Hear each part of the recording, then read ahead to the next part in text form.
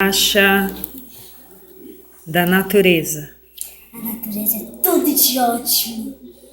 Pena que o homem destrói tudo que ele vê. Se, por exemplo, ele vê uma florzinha super linda e você... Ai, esse negócio é muito lindo. Eu tenho que fazer esse negócio virar uma maravilha. O negócio virou um bagaço. O homem tenta fazer aquilo que ele quer, mas ele acaba estragando. Então, por isso que hoje em dia, a gente vive em casa. Senão a gente seria que nem índio, caçando. Se aquele cara de Portugal não tivesse encontrado o Brasil, até hoje a gente seria índios caçadores, que é muito mais melhor. Pronto, falei.